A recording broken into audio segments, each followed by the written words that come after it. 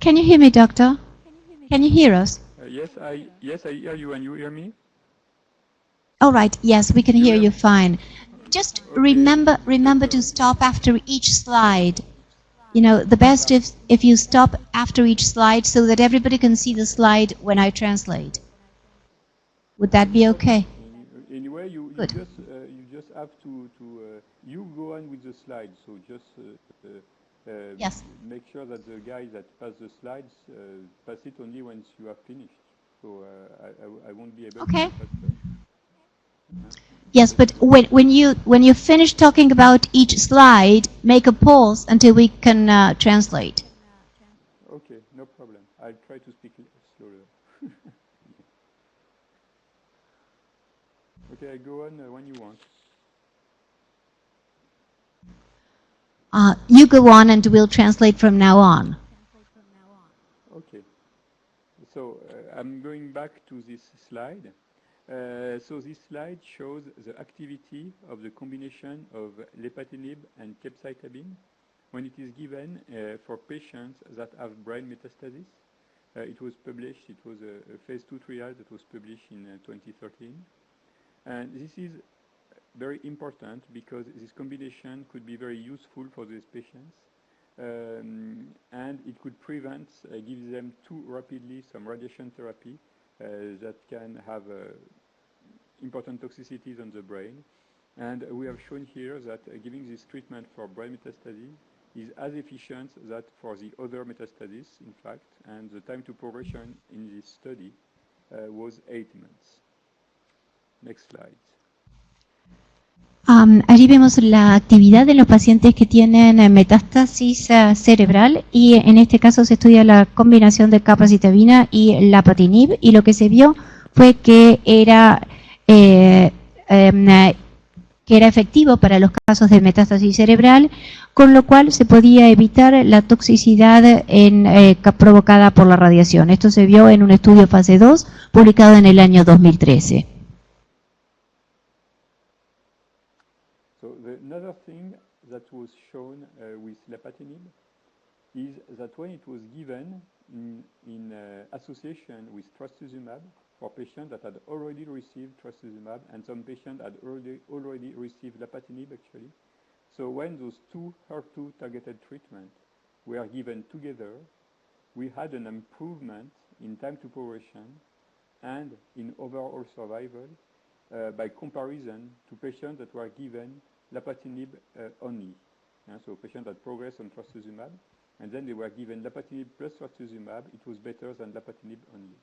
And this is of importance because it's the first time that we can show that a double treatment that is targeted to HER2, so with double inhibition of HER2, let's say, is better than just one drug.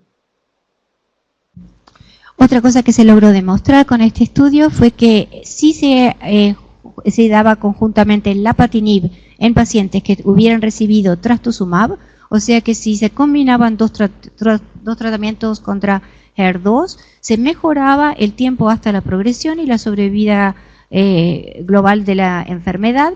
Y esta fue muy importante porque fue la primera vez que se demostró que un tratamiento doble con dos agentes era mejor que con uno solo, independientemente de si el paciente hubiera recibido ya sea en primer momento trastuzumab o lapatinib. Okay, so before the development of pertuzumab and T-DM1, what have we learned from the first drugs that were used, that trastuzumab and lapatinib? So we have learned some lessons that we will see will be important for the future. So we have learned that HER2 positive tumors are addicted to this oncogene. That means the more you inhibit HER2, the better you have results.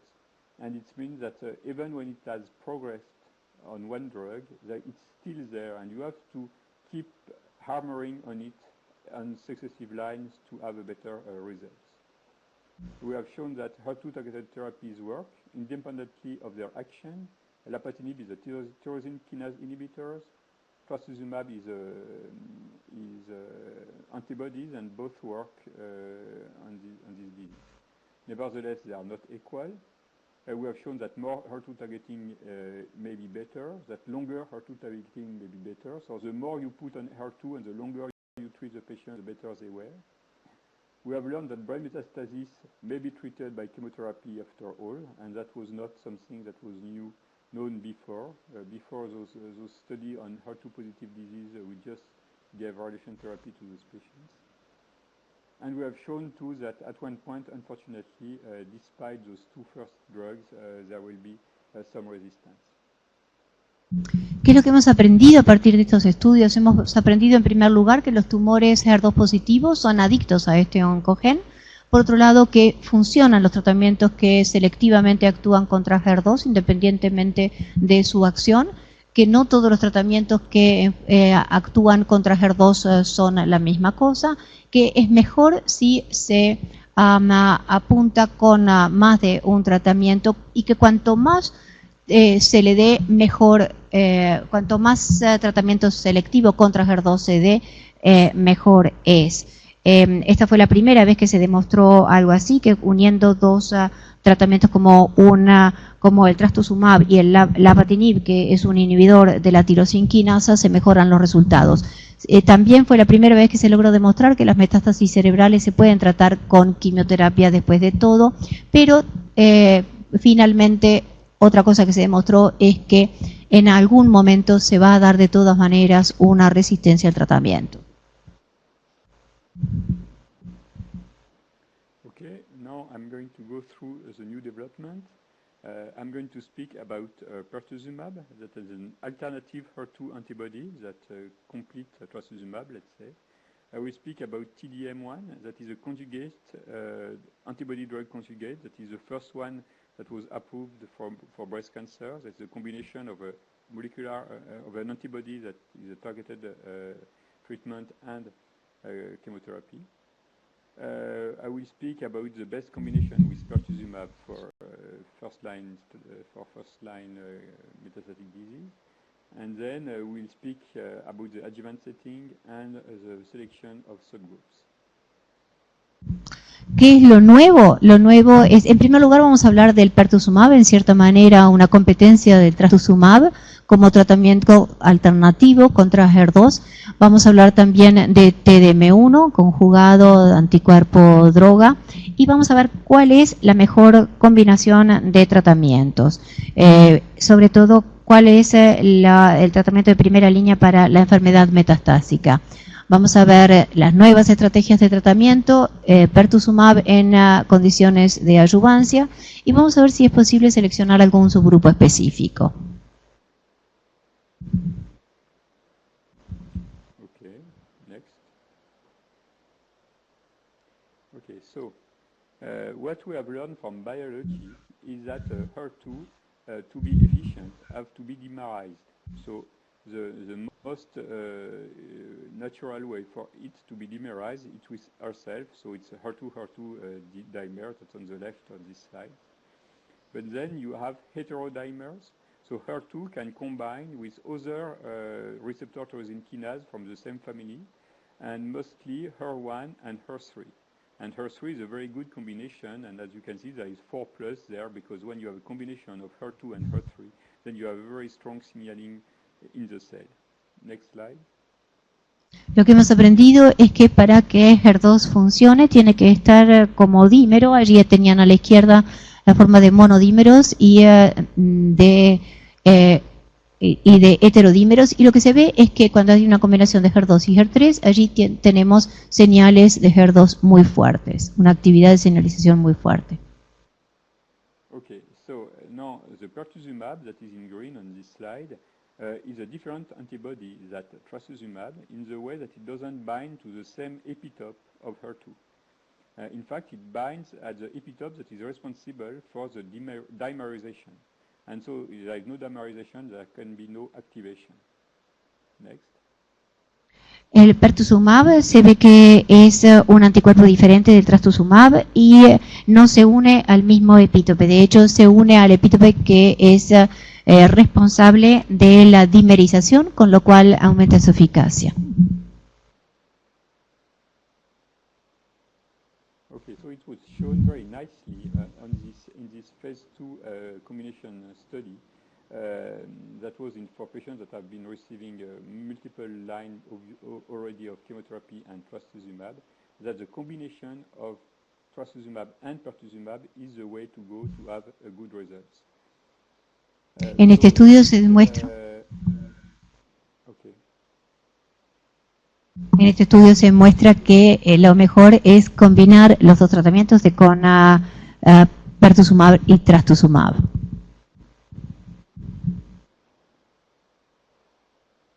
Okay, next.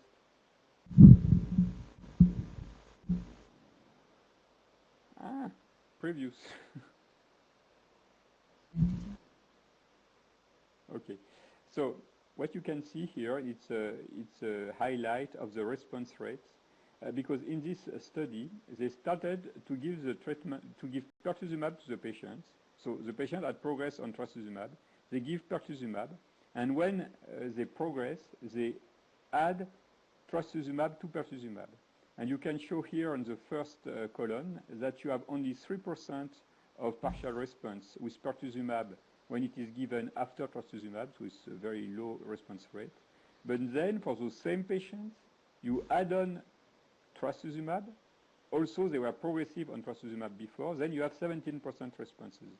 So really, it's really the combination of both. Even for patients that have progressed on trastuzumab, that is better than one or the other one alone. En este estudio lo que se demostró es que la tasa de respuestas era mejor cuando una vez que el paciente había sido tratado con trastuzumab y había progresado, se había interrumpido, el trastuzumab se le había comenzado con pertuzumab y había vuelto a recidivar. Al agregarle al pertuzumab ahora por segunda vez el trastuzumab, la tasa de respuestas mejoraba. Allí se ve que con uno solo de los agentes la tasa de respuestas parciales era del 3%, mientras que al unir los dos, al combinarlos era de 17.6%.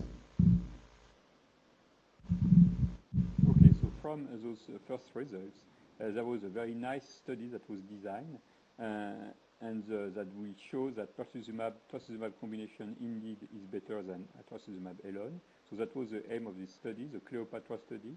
It was first-line setting for the metastatic disease. The patient did not receive anything before. They were entering in the metastatic disease. 800 patients, 400 in each arm, comparing the standard arm by trastuzumab plus docetaxel to an investigation arm, pertuzumab, trastuzumab, docetaxel. En el estudio Cleopatra, entonces, se estudió la combinación, esa fue la finalidad de este estudio, en pacientes en que se estaba utilizando como primera línea, pacientes con cáncer de mama metastásico, HER2 positivos, y se formaron dos brazos de estudio.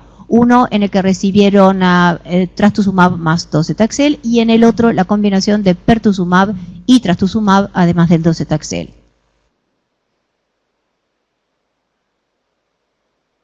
So this is the population that was included. As usual, there were about half of the patients that were ER plus, half of the patients that were ER negative.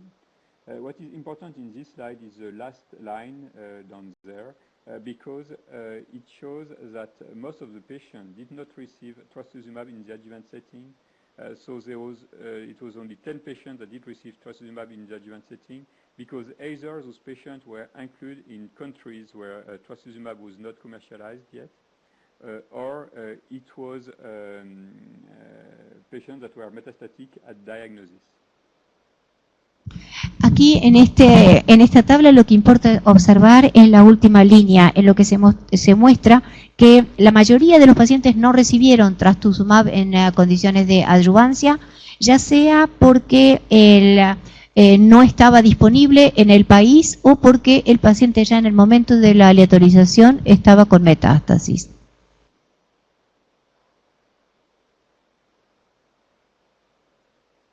The results are quite impressive.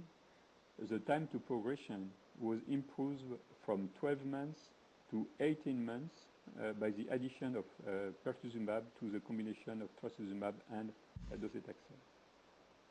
Y aquí los resultados son impresionantes porque por primera vez se observa que el tiempo hasta la progresión de la enfermedad pasó de 12 meses a 18 meses al agregarle pertuzumab a la combinación de trastuzumab y docetaxel. And even more impressive was the overall survival.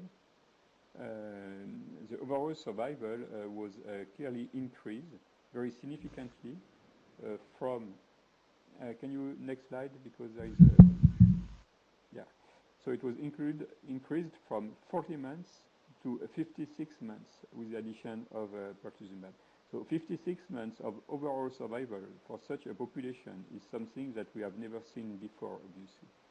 You remember the first overall survival of the trial from Slamon in the 2000s, it was only 20 months. We have more than doubled the overall survival of this population in 10 years. Aquí observamos el dato más importante y es que el de la sobrevida total se logró aumentar significativamente al agregarle el pertuzumab, comparando, pasamos de 40 meses a 56 meses. Esto es algo que nunca antes se había visto. En los primeros estudios en los que se estudió la sobrevida total por el año 2000, la tasa de sobrevida era de 20 meses, o sea que pasando a 56 prácticamente se triplica la sobrevida.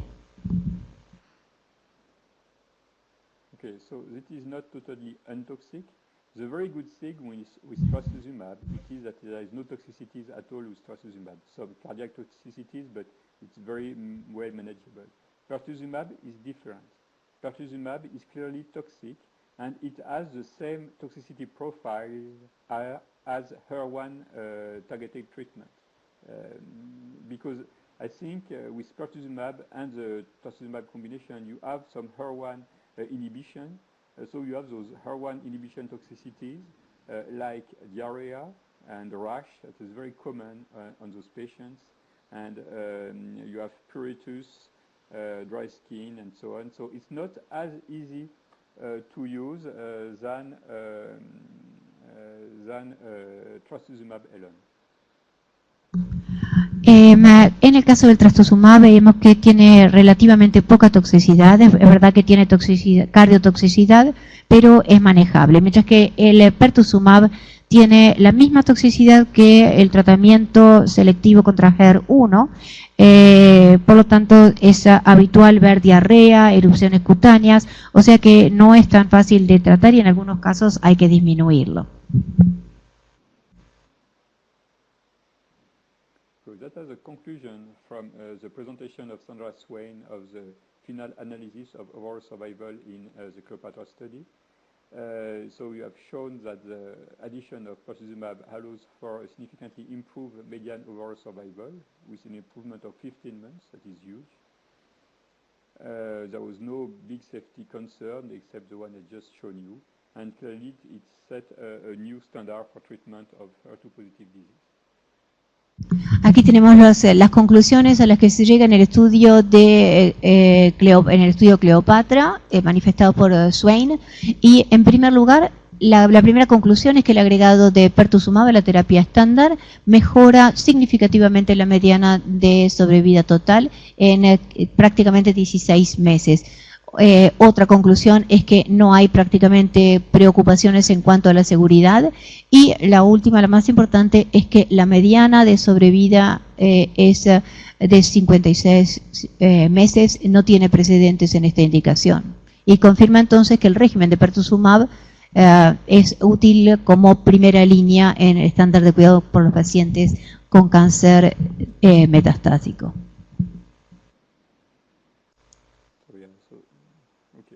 So now I will go back to pertuzumab afterward if we still have time, because we are a little late, but I will go through rapidly trastuzumab estamistine, or TDM1.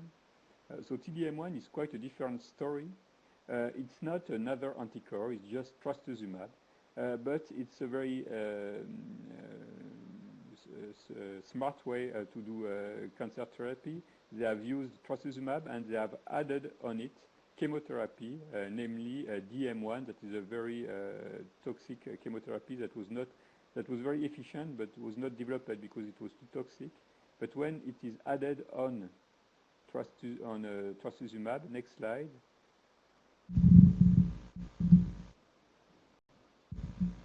Then it goes through the cells. It is through the endosome and is liberated, and it will be toxic for the cell, but mostly for the cell that has HER2 on her surface. The cell that doesn't express HER2 won't be targeted neither by trastuzumab and not by DM1.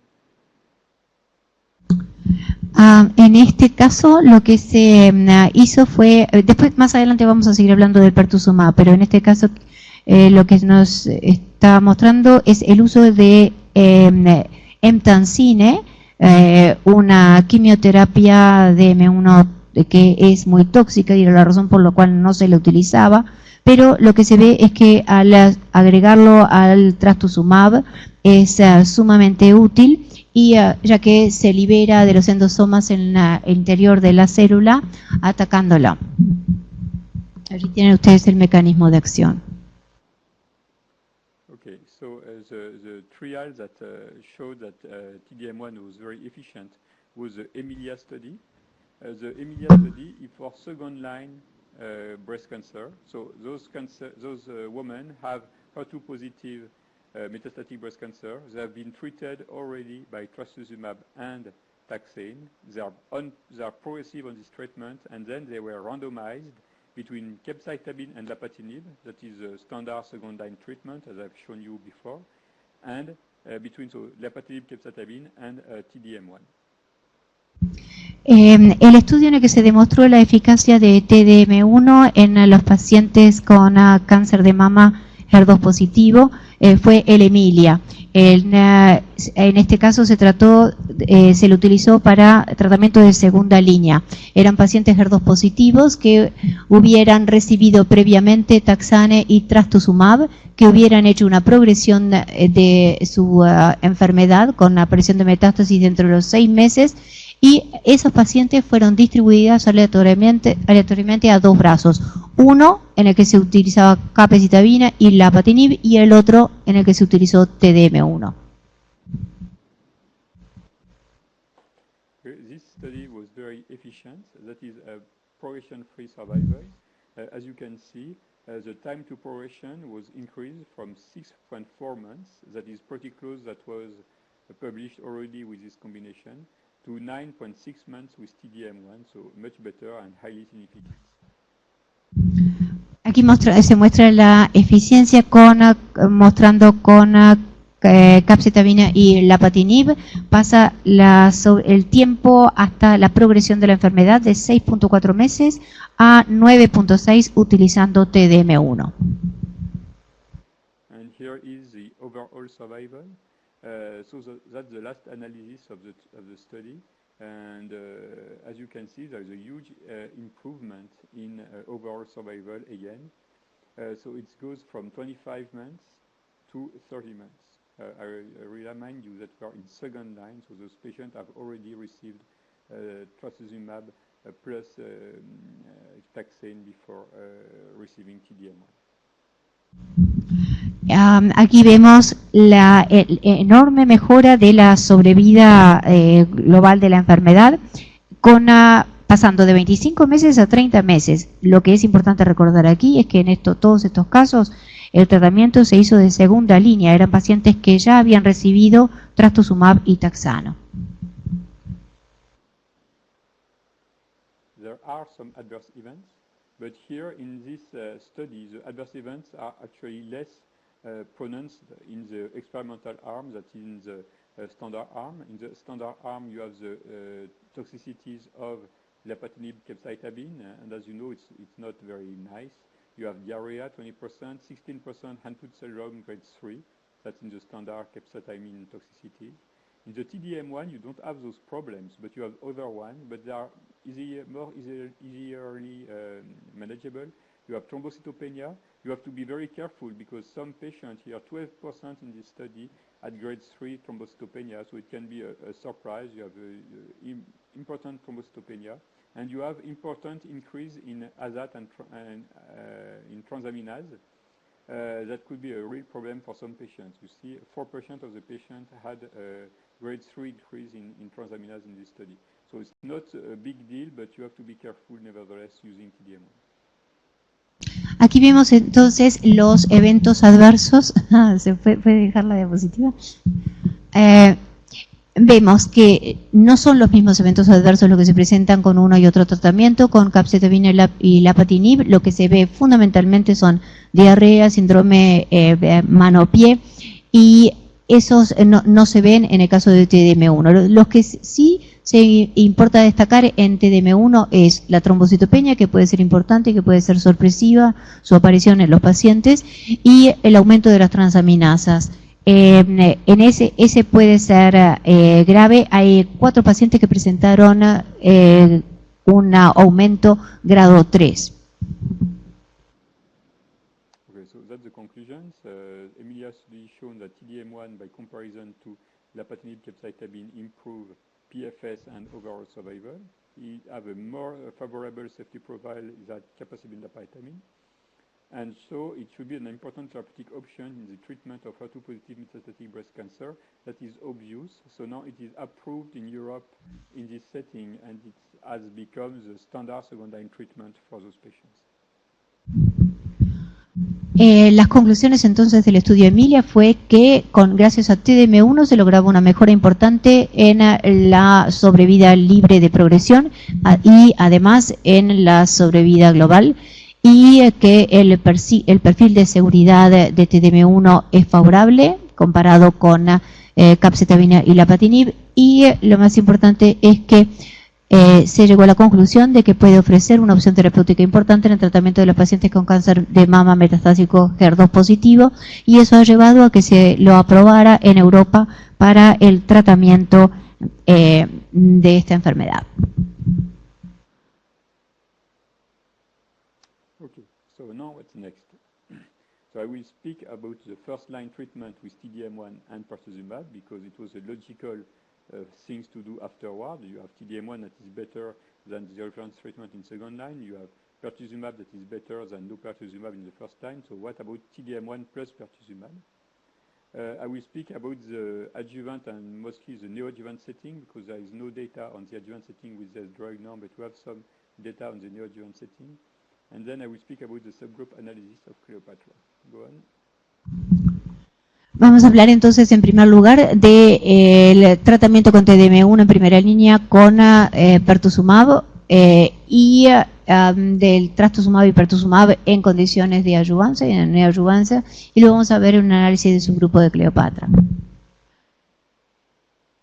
So the Marianne study was supposed to show to study the benefits of the combination of TDM1 plus pertuzumab in the first line setting. So this study is a bit weird, in fact, because at the beginning it was started before Roche knew that pertuzumab was better in the first line setting than trastuzumab alone with paclitaxel or docetaxel. So that's why there is an arm there that is TDM1 plus placebo. And then when the Cleopatra studies seems to be so good, they have added another arm with TDM1 plus pertuzumab.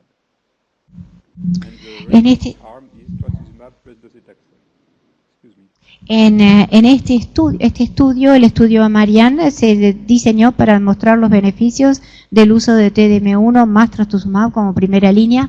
En este caso, cuando se empezó el estudio, Roche todavía no tenía los datos que demostraban de los beneficios del uso de pertuzumab. Por lo tanto, al principio, el brazo con el que se comparó el trastuzumab más docetaxel era de TDM1 más placebo. Posteriormente, cuando surgieron los datos, se pasó a dar TDM1 más pertuzumab en vez de placebo. So, and the results, surprisingly, because we really thought that TDM1 plus pertuzumab would be very good. it's not that great. In fact, you can see the blue line there. The time to progression with T-DM1 plus pertuzumab is only 15 months, the median PFS.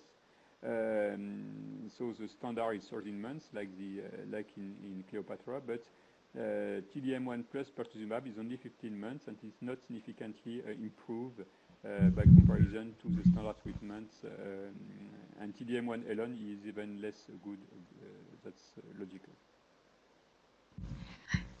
Aquí ven ustedes en estas curvas lo que se muestra es algo que no se esperaba. Se pensaba que la adición de T-DM1 al trastuzumab iba a mejorar el tiempo hasta la progresión de la enfermedad, pero no fue así. Comparado con el tratamiento estándar, en que este valor es de 14 meses, con esta combinación pasaba a ser 15 meses. Y peor todavía si se estudiaba T-DM1 solo. And the results are even less impressive in overall survival. I should remind you that the overall survival in Cleopatra was huge. It was improved up to 50 months overall survival. And as you can see here, there is no improvement in overall survival when the pertuzumab is combined to T-DM1. So it's very different when you combine T-DM1 and pertuzumab, and when you combine taxane, trastuzumab, and pertuzumab. This is a good combination in first line, but T-DM1 obviously doesn't do that well. So I think that the DM1 part of T-DM1 is not as efficient as a chemotherapy as taxane for first line. Another explanation could be that the trastuzumab part of T-DM1 is maybe less efficient because there is some problem with the stereotaxic linkage with chemotherapy, whatever, we don't know, but for sure they could not show that for first-line treatment, the combination of T-DM1 and pertuzumab is better than the standard treatment with trastuzumab and taxane, and so this combination has been abandoned. En este estudio lo que se ve es que la sobrevida global todavía es peor que el tiempo hasta la progresión de la enfermedad, y en lo que habíamos visto era con el estudio Cleopatra era que había una sobrevida global enorme de 56 meses. Esto no es lo que se ve aquí, y acá lo que vemos son que prácticamente son muy parecidas las curvas de sobrevida para las diferentes combinaciones, y que el agregado de T-DM1 no es tan bueno. Seguramente no se sabe todavía bien por qué, pero probablemente sea por temas de estereotaxia. Okay, so that's the conclusion that Paul Ellis presented at ASCO this year. So basically they say it didn't work, but it was not so bad. I don't really agree with that. At the last sentence, he said T-DM1 is an alternative treatment to Herceptin plus taxane in previously untreated HER2-positive metastatic breast cancer. The problem with this sentence is that Herceptin plus taxane combination is no more is not anymore the standard treatment. The standard treatment is taxane plus Herceptin plus pertuzumab. So I don't really know what we can do from this study. Este es el estudio que presentó Paul Ellis en ASCO en el 2015, y él no está muy de acuerdo con las conclusiones. En primer lugar, quiere destacar que la última frase, donde dice que T-DM1 es una opción de tratamiento alternativo a en pacientes con cáncer de mama metastásico HER2 positivo previamente no tratados, pero él no entiende mucho cuál es el valor de esta frase, ya que esa no es el tratamiento que actualmente se postula. Okay, now I will move on the neoadjuvant setting. I will speak about the NeoSphere study. That is the only study that has been published in this setting with pertuzumab. So this is a study, okay, you can translate. Vamos a pasar ahora a hablar de las condiciones de neoadjuvancia, y en ese sentido el único estudio que se ha realizado es el NeoSphere.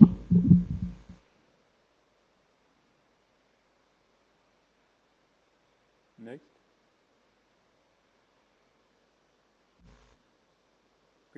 quite a complicated study. That design was very nice. It was designed to really sort out what is important of each of the three drugs, taxane, trastuzumab, and pertuzumab. So here you have four arms. The first one is TD, that means trastuzumab and docetaxel. That is the reference arm.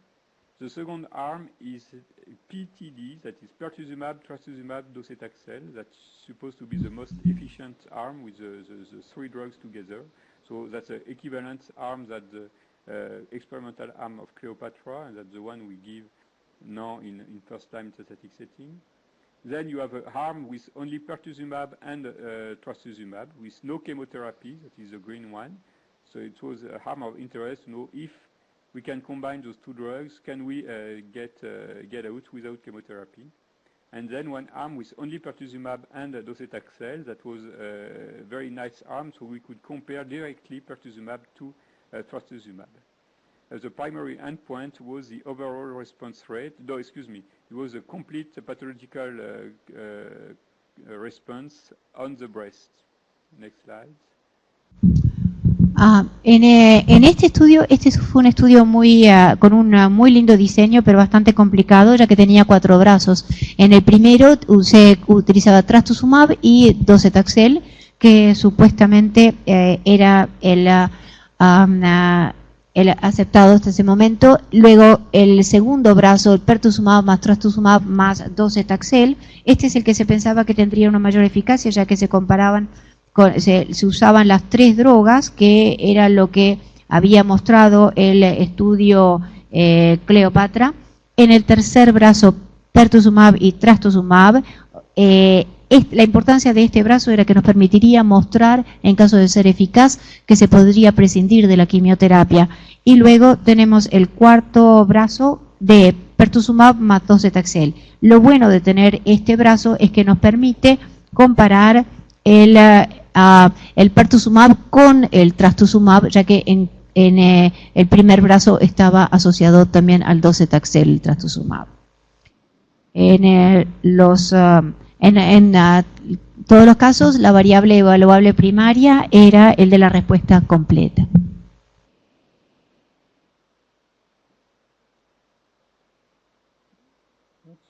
No, before you miss a slide. Yeah, there is some point. There is no. It's not. Oh yeah. The most important part of the slide is not here. That's the problem. Okay, I will explain it anyway. So there is something missing on the slide on the right. On the right, you're supposed to see the response rate. So you have to believe me. The response rate is very important for the triplet combination, the red one, pertuzumab, trastuzumab, docetaxel. You have 45% of a complete response in the breast. 45%, that's very impressive.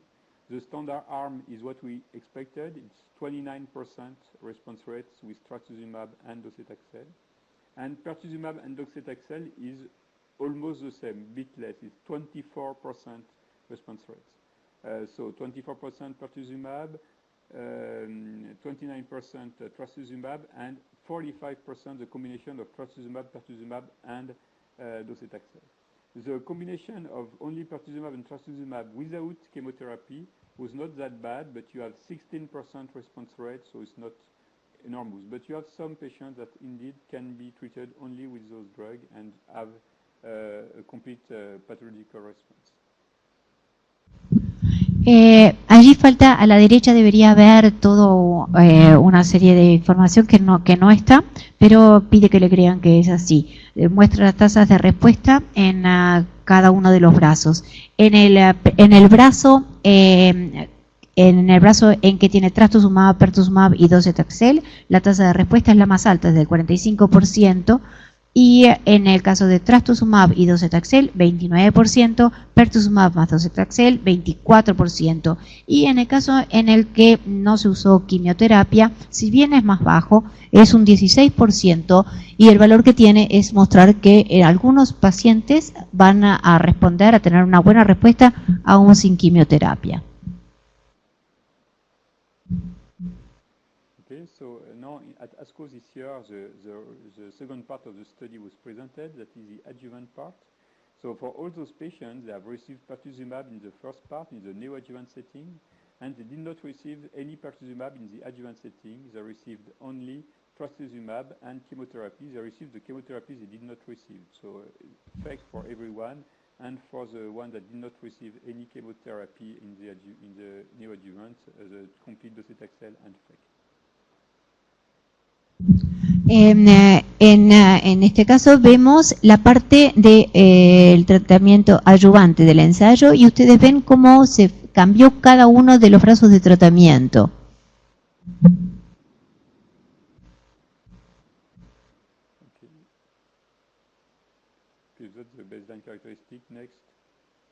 Esas son las características basales de los pacientes. That's just to say that there was no big differences in cardiac toxicities. In fact, there was very few cardiac toxicities. Only 2 patients had chronic heart failures, one in the pertuzumab-trastuzumab arm and one in the pertuzumab-trastuzumab docetaxel arm. Esta diapositiva es para demostrar que no hubo demasiada cardiotoxicidad. De hecho, hubo solamente 2 pacientes que tuvieron un grado más o menos importante de insuficiencia cardíaca crónica y fue 1 en cada uno de los brazos. So this is the progression-free survival for the whole population. So it's very encouraging because, okay, it's a small study. The pertuzumab was given only for, let's say, 4 cycles at 12 weeks. But as you can see, the survival curve, the red one that is on the top, is indeed the one with pertuzumab docetaxel. So it's not significantly better than the other one because I saw few patients. But it is really encouraging. You see the 5-year PFS is 86% for those patients, and the patient with trastuzumab and docetaxel, that was a standard arm, is only 81%. So not significant, but it is encouraging. Aquí tienen ustedes los resultados de la sobrevida libre de progresión y el único problema es que este estudio fue pequeño, entonces las diferencias no son tan significativas, pero lo que se observa es que la diferencia de la sobrevida del pertuzumab a las 12 semanas, que es la curva en rojo, fue mejor. La combinación de pertuzumab y docetaxel con 12 pacientes tuvo una sobrevida libre de progresión de 86%, mientras que el tratamiento estándar de trastuzumab más docetaxel fue 81%. Si bien no son diferencias grandes, se piensa que en gran medida es por ser un estudio pequeño, pero de todas maneras es alentador. Okay, so it was an opportunity to see if there was indeed a correlation between the pathological complete response rate and the time to the progression-free survival. You know, it's always the same question: does PCR rates will translate in better PFS? So in this study, it seems to be the case. The patient with the best PCR had the best PFS. On the top line, no PCR on the bottom. Este estudio fue una oportunidad para ver la correlación entre TPCR y de PFS, y en este caso lo que se demostró es que efectivamente era positivo cuando para los dos valores. Okay, next slide. So it was mostly the case for ER negative tumors, and that's logical because that's the ones that have the best response rate.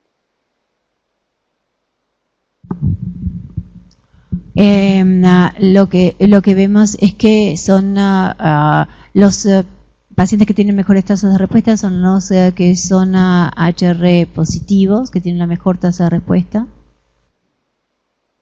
And it was not so much good for patients with ER positive tumors. Perdón, los mejores eran para los que tenían receptores hormonales negativos y no fue tan bueno para los que tenían receptores hormonales positivos, cosa que era de esperar. Okay, so that's the conclusion of the last analysis of NeoSphere that shows that PFS and DFS are going on the same ways that PCR, suggesting a persisting benefits of neoadjuvant pertuzumab added to trastuzumab and docetaxel.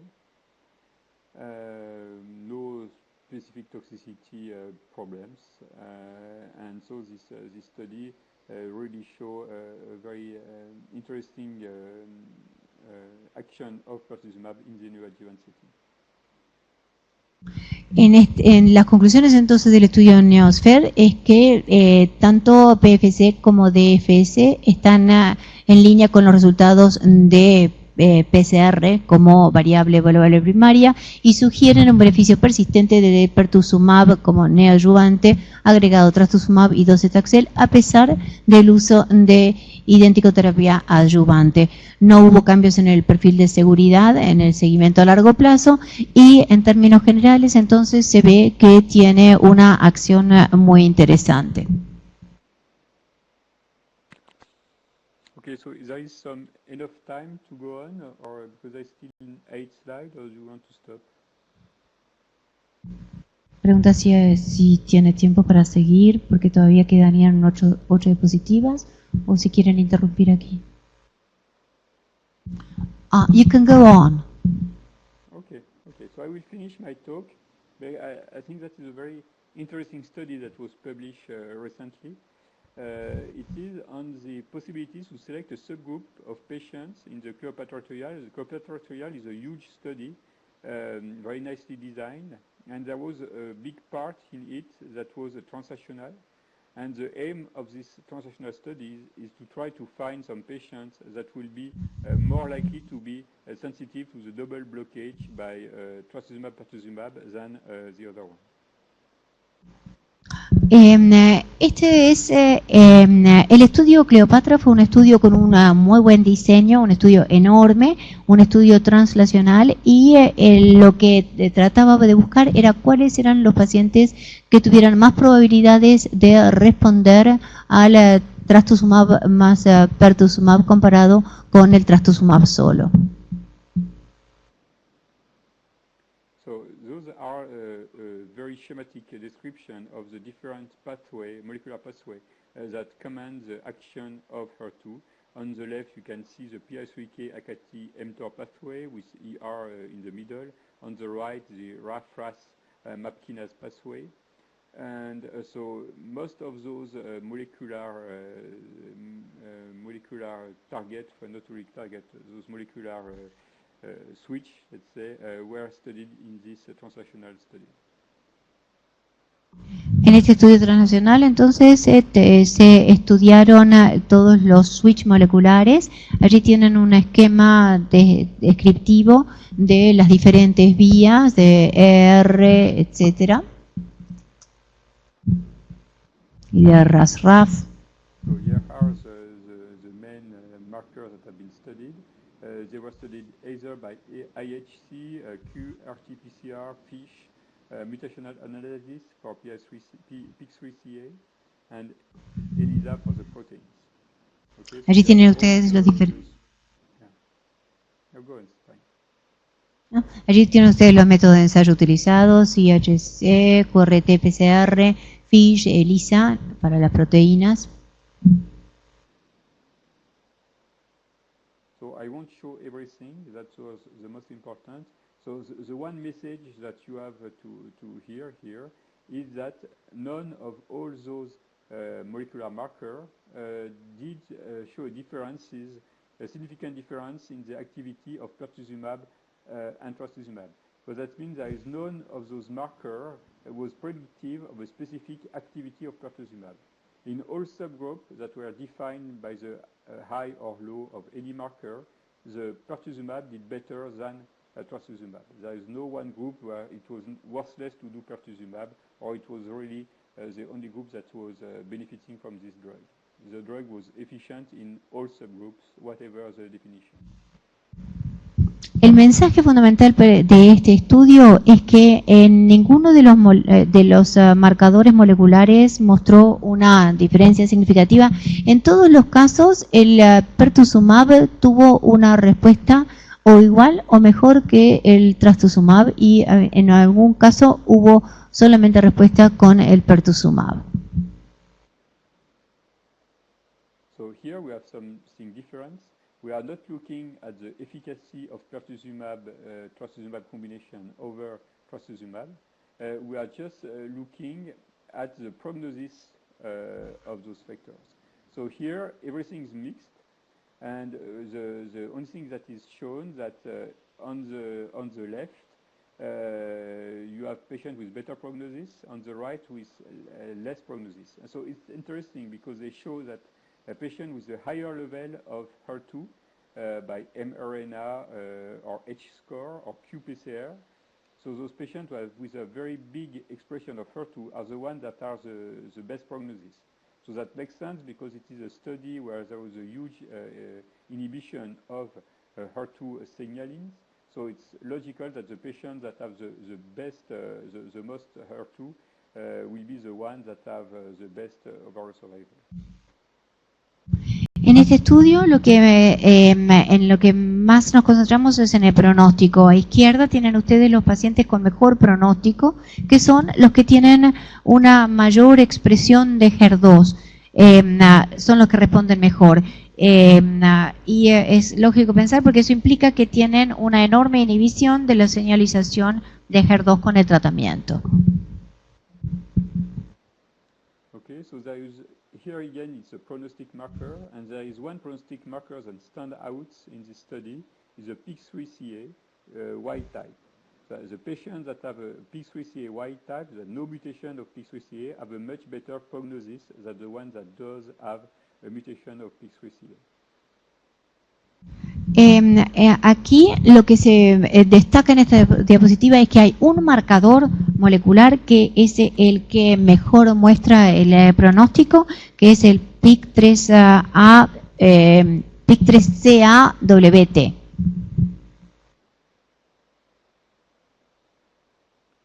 So you can hear here the two curves of the patients that had that were treated by trastuzumab and placebo and docetaxel. And so, as you can see, the patient with the mutation of TDM1, with the mutation of PIK3CA have a worse prognosis than the one with the wild type PIK3CA. The mutation patients are 8.6 and the wild type patients are 13.8 months in PFS. Allí ven ustedes la diferencia de la sobrevida de los pacientes según tengan el tipo no mutado o mutado de PIK3CA. Ven que en el caso de los no mutados, en el wild type es de 13.8 la sobrevida, mientras que en el mutado es de 8.6. En pacientes que estaban recibiendo trastuzumab más docetaxel. Okay, so the previous slide was the patient with the mutated, and here in the blue and the black lines are the patient with no mutations, so the wild type here. And as you can see, the trastuzumab is efficient in those patients again, but the overall survival of those patients is much better than the one that had the mutation. So the mutation of PIK3CA is clearly a prognostic factor, but it's not predictive of the efficacy of pertuzumab. En esta curva, ustedes ven en las curvas en azul y negro la sobrevida de los pacientes con el tipo no mutado, y se ven que la sobrevida con trastuzumab es mucho mejor. De manera que no es predictivo de la sobrevida global, pero sí muestra una sobrevida más larga. So what we have learned from pertuzumab and T-DM1, we have learned actually the same thing that we have already learned from the previous study. So it's already the same story, but it's confirmation. We have seen once again that HER2 positive tumors are addicted to this oncogene, and the more treatment you give on HER2, the better. We have seen that HER2 targeted therapy works independently of their action. It can be trastuzumab, lapatinib, it can be chemotherapy associated to antibodies. We have shown that more HER2 targeting treatment is better, and that seems particularly true for HER2 very sensitive disease, like the one I've shown you that have very high level of HER2 transcript. We have shown that longer HER2 targeting is better, particularly for sensitive disease. If you add a new treatment with HER2 targeting agents, you have a better survival than without. We have seen that not all results are expected. That's going to be like that for some part of time. Even if you have a very good drug in second line, it's not a necessity that it will be a good drug in first line. Sometimes the biology is quite different. And resistance can be predicted, but only at some point. But clearly we have some progress there where we can try to select a group of patients that are worse prognostic than the other, and it could be very important to develop a new specific treatment for those patients. De manera que, ¿qué es lo que hemos aprendido del pertuzumab TDM1? En primer lugar, que, como habíamos dicho al inicio, los tumores HER2 positivos son adictos a este oncogen. Por otro lado, que las terapias que apuntan a HER2 funcionan independientemente de su acción. Cuanto más se actúe contra HER2, mejor es, particularmente para la enfermedad sensible. Habíamos dicho que cuanto mayores eran los niveles de señalización de HER2, mayor era la sensibilidad. También que cuanto más tiempo se ataque HER2, mejor es, particularmente en la enfermedad sensible. También que no todos los resultados se pueden esperar. En algunos casos se puede tener buenos resultados, por ejemplo, con el tratamiento de primera línea, pero no ya después en la segunda línea, porque la biología puede cambiar. Y por último, que hasta cierto punto se puede predecir la resistencia. So I made some take-home messages. From what we know right now to treat a patient with metastatic breast cancer from HER2 with HER2 amplification, we know that the first line treatment that is best ever published is the combination of trastuzumab and pertuzumab and taxane. We know that if the patient did not receive it in second line, they have to receive TDM1 in third or fourth line. So TDM1 is a reference treatment for patients that have already received pertuzumab. We know that lapatinib and capecitabine could be useful, and it particularly can be useful for CNS progression. That's the one that has been the best response for patients with CNS progression. So we have shown that HER2 targeting, the longer it takes and with repeated treatment with HER2 targeting is better than less treatment with HER2. And we know from those last transactional studies that indeed PIK3CA mutation and activation and PIK3CA activation can be bad prognostic for those patients. So it's possible that agent targeting PI3K pathway could be of interest in some subgroups. ¿Cuáles son los mensajes entonces para llevarse a casa? En primer lugar, que el mejor tratamiento, la mejor combinación hasta ahora demostrada es trastuzumab y pertuzumab más taxane, que se puede utilizar TDM1 en segunda, tercera o cuarta línea, que el lapatinib y capecitabine pueden ser útiles en los casos fundamentalmente con progresión del sistema nervioso central, que es en los casos en los que tendrían los mejores resultados, que cuanto más se trate contra HER2, mejor es, o sea que es mejor repetir el tratamiento, y luego que el utilizar everolimus u otros agentes contra la vía PIK3CA podría ser de interés en algunos subgrupos, dado que esos es visto como un factores de mal pronóstico. Okay. Thanks a lot. That's all. Thank you. Muchas Una gracias. pregunta. Sorry, could you answer a question? Yeah, of course. Good. Vamos a agradecerle y hacerle una pregunta si tiene algunos resultados del estudio Perius, tanto en toxicidad como en eficacia. First of all, here they want to thank you for your invitation. So that's the first thing. And then there's a question for you, and it is whether you have any results of the Perius trial, both in terms of toxicity and efficacy. At the present time, we don't have a definitive result of efficacy. It's not been analyzed yet. It should be this year, current 2016, I think. I cannot be absolutely sure. So we have only toxicities that was presented at the ESMO again recently. And basically it shows that patients with docetaxel have more diarrhea and more infection than the one with paclitaxel. Paclitaxel have less diarrhea and they have more neuropathy. So the good thing with these studies is a big proportion of patients which had paclitaxel, and it seems clearly less toxic than docetaxel with this combination. But we don't have the efficacy data for the moment. Todavía no están los estudios, los resultados de eficacia, que todavía no están analizados, pero se calcula que van a estar para el 2016, y solamente se cuenta con los datos de toxicidad que ya fueron presentados en ESMO, en lo que se muestra que fundamentalmente con docetaxel hay más diarrea y más infecciones, y que con paclitaxel hay menos toxicidad, aunque sí hay más neuropatía. Si no hay preguntas, lo agradecemos.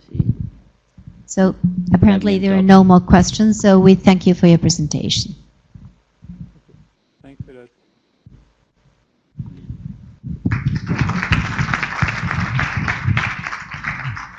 Y bueno, esta era la última presentación de la tarde. Yo quiero agradecer en nombre del laboratorio Hoshi y en el mío propio a todos ustedes, unos estoicos asistentes, ¿verdad? Porque la hora que es están acá y mucho de tempranas horas, así que no sé si tenía alguna otra comentario.